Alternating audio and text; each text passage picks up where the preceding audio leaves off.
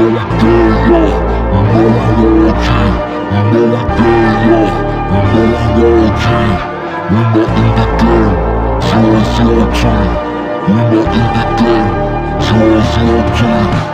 we gang, y'all.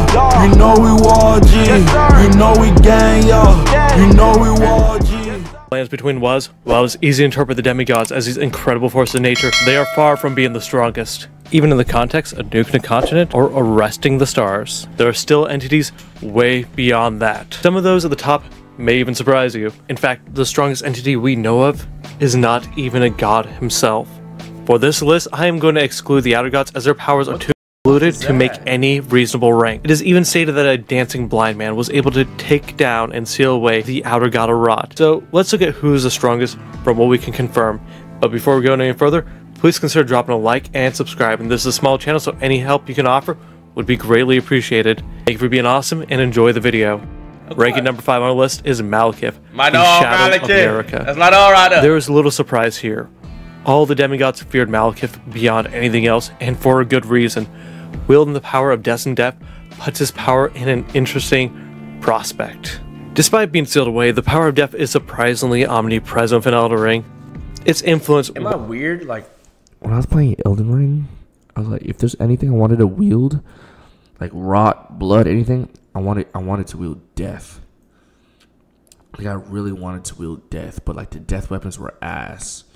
But I really wanted to wield, like it was so weird. I wanted to wield this, like I was getting obsessed with it. I was looking at YouTube videos, like a post game for PvP, good death builds, like death. I was trying to, I just wanted the death, bro, because it's just so cool, bro.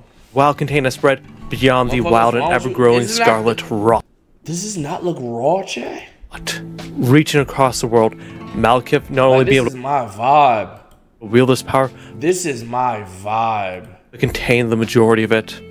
While being in a sickened state, this is a feat we've seen beyond any of the demigods, including Melania herself.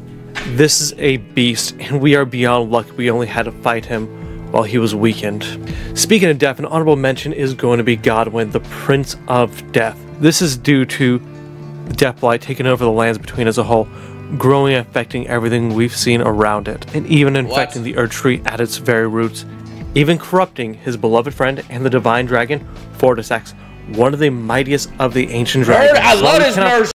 Beyond Malik, as we don't know his full power in his current state, it is easy to rank him among the top. Nerd. Godfrey, that's my dog. Ranking at number 4, we are hit with the noble Godfrey, also known as Horaloo. Take them clothes off and go berserk. berserk. The lands between, tamed the crucible knives, and paved the path for the Golden Order, fighting mystical godlike beasts such as the Storm Lord and the Fire Giants. He was the strongest entity of his time and was only tossed away when all the conquering was done. And while Malik was the Shadow, Godfrey was Horaloo. Warrior! And this lands him just higher on the list. While there is an argument that he may surpass the one ranking in third, I believe there's not enough evidence to fucking mimic? Yo, bro. Confirm this. But Godfrey was not the first Elden Lord, as that lands us at our third spot, Pitus, with a silhouette representing the two fingers. In a weakened state, we find this monster in a world outside of time, awaiting for his god to return. Wielding the power of the Elden Ring in his prime, we are even given a glimpse of his true power in our challenge against him in Fair Missoula. And those feats alone bring his true power beyond those we have seen before, outside of debatably. This boss should have actually been like hardest. They should have made this boss like one of the hardest bosses in the game. Like this shit was supposed to be strong Godfrey. as fuck. But we don't know what his true power truly was, if he was ever defeated in combat, and what happened to his 3 other heads. The next 2, however, are much easier to rank as they are undisputably the top. He only has 2 heads here. An entity controlling the fundamental force of reality, everything from life and death, easily pushes it at a solid second. Made of the Conqueror Radagon, along with the godly entities of Merrick and the Elden Beast, the state of the Elden Ring grants the powers to these entities to alter the world itself. The projections of power from this tree. This nigga's gotta be fat, right? Like, it seems hella hard for him to get his sentences out. Have the heaviest influence on the world we've seen so far. Any change of state to the Elden Ring changes the world. Anything from life, This nigga death, was raw. anything can be altered through the use of the Elden Ring.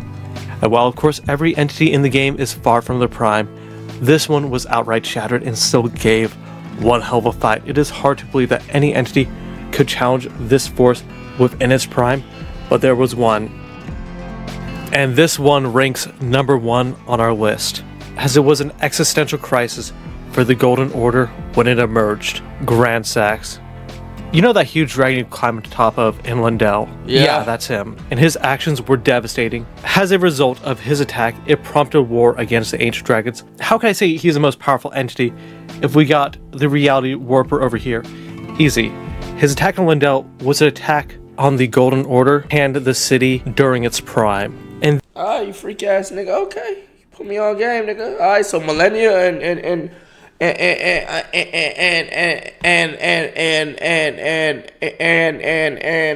my dog, you know what I'm saying?